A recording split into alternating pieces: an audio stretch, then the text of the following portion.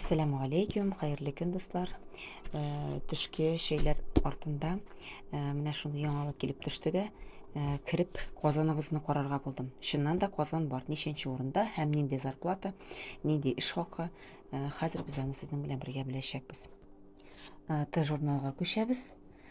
Монда шәхси инвесторлар һәм дә төркемнәр аерым үзләренең язмаларын бастыралар, яңалыкларга карата фикерләрен әйтәләр һәм әйдәгез, менә Мәскәү белән башланып китә.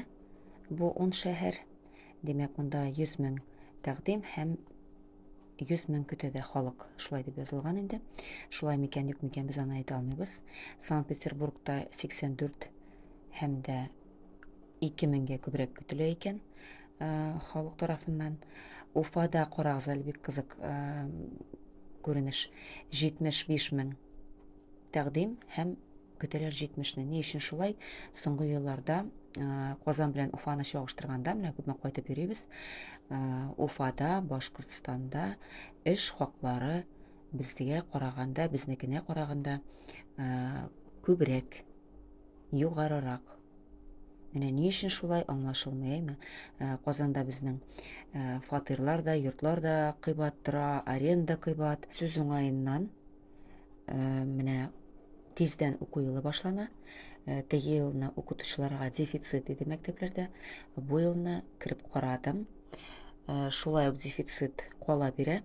Димәк, мәктәпләрдә рус теленнән укытучылар кирәк, татар теле укытучылары, математика, география, химия, физика, башка фәннәрдән укытучылар җитми. Ни өчен? Ни өчен дигәндә, эш хаклары 30, 35, 40 мең куелган. Менә күз алдыгызга китерегез инде. Җаваплы, кыен эшкә нинди эш хакы тәкъдим ителә.